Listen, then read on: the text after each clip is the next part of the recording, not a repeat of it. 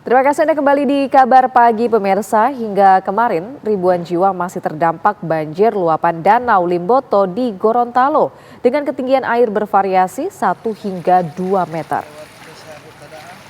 BPBD mencatat kurang lebih 24.000 orang terdampak banjir tersebar di 8 kecamatan. Lokasi terparah adalah Kecamatan Telaga Jaya dan Tilango. Ketinggian air masih mencapai 1 sampai dengan 2,5 meter. Sebagian besar warga masih berada di pengungsian yang telah disediakan pemerintah setempat. Pemerintah pun telah menetapkan darurat bencana atas peristiwa banjir ini.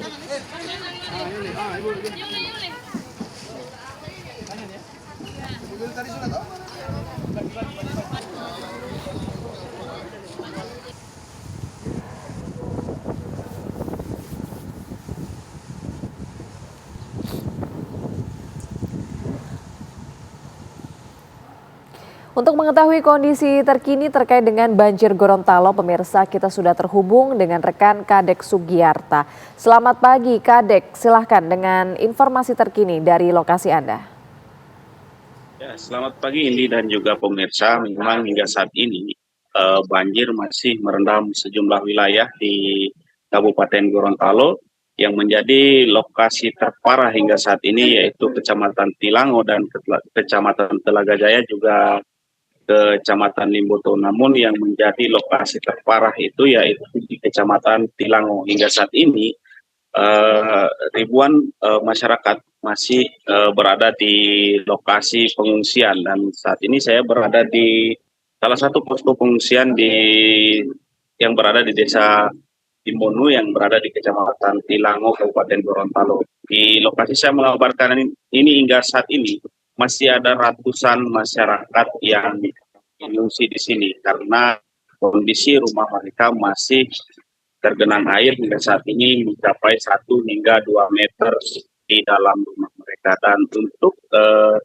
masyarakat sendiri ada di beberapa titik posko pengungsian di sekolah-sekolah yang berada di lokasi.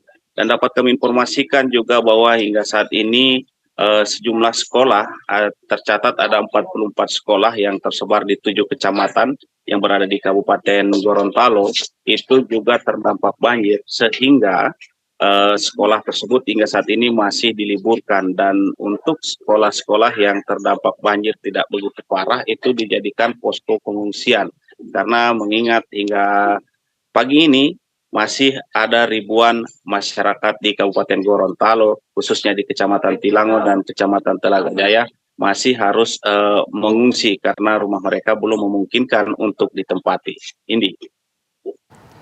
Ya, ini karena sekolah-sekolah sebagian digunakan juga untuk pengungsi, bagaimana dengan libur sekolah di sana? Apakah masih terus diberlakukan di seluruh sekolah-sekolah yang terdampak dan bagaimana ini kira-kira penanganan dari para pengungsi?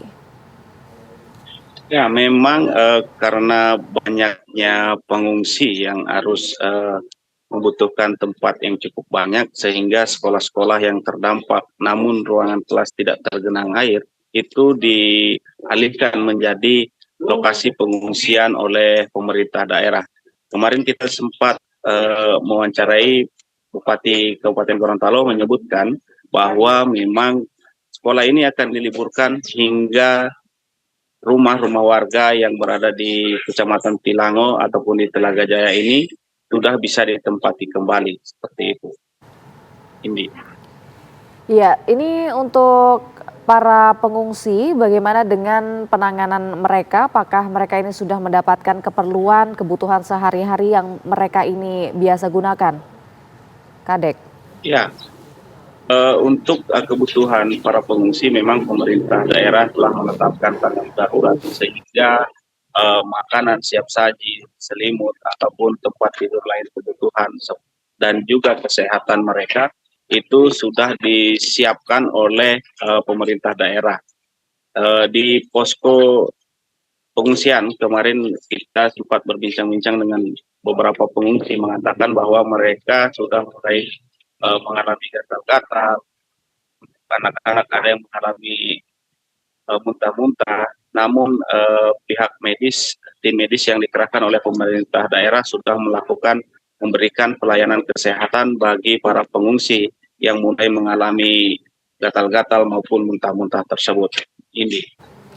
Baik, Kadek Sugiyarta mengabarkan langsung dari wilayah Gorontalo. Terima kasih atas laporan dan juga informasinya kepada kami.